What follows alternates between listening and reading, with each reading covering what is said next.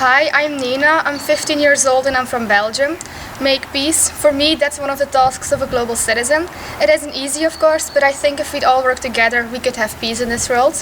So, global citizenship. To start off, I think global citizenship nurtures personal respect and respect for others wherever they live.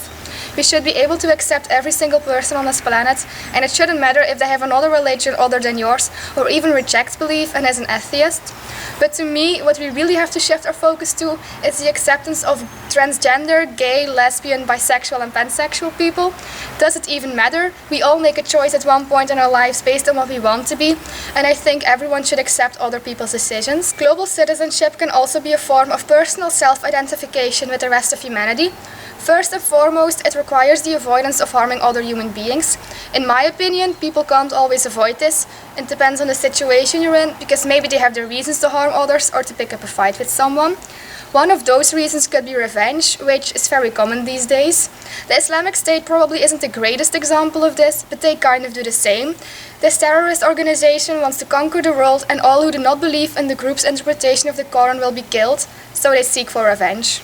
Beyond that, however, there is an interesting second requirement, which is that one must allow others to benefit, where this can be done at no cost to oneself. I know this isn't easy because I've experienced some struggles with it myself. Sometimes it's hard for me to do something for others if I don't get something out of it for myself.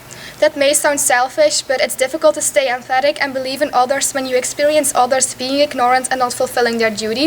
It's an uphill battle, I have to admit. Global citizens participate in the community at a range of levels, from the local to the global. For me personally, the local commitment is more important because I think you can just as well achieve something big by staying small. And by that I mean that everyone's voice is important and can have influence. You don't have to be a politician for that. I think it's for all of us important that we participate in our community. It doesn't have to be something big or political like being a mayor. You might as well just join a sports team or a youth movement. Those little things can make you a global citizen, in my opinion, because you have a sense of your own role in this world and you pass it on to others. In other words, in communities we connect with each other, and this bond translates into participation. With global citizenship, individuals exercise communicational and organizational tools, such as the internet, to make themselves global citizens. I personally think the internet, or more in particular social media, can be a very big part of being a global citizen, because you are able to get to know new people and learn new languages through them. When I used to have an Instagram account, I started talking to two girls from the UK. One is Czech and one is Polish, and we have become best friends. We Skype regularly, and it really helps me developing my English skills. Also, they have learned me some words in their languages, so I think when you speak a lot of languages and are prepared to keep learning new ones, you can definitely be considered a global citizen, because just like I said before, you participate in the community. I think being a global citizen sounds easy, but it isn't at all, because we have an added layer of responsibility. We identify with being part of an emerging world community, and our actions contribute in building this community's values and practices. So I think it's important that we stand up for our beliefs and be confident in the decisions we make in building a better community for us all. Something global citizens should aim to achieve is that we owe it to our fellow human beings to try to understand them and to make sense of what they are saying.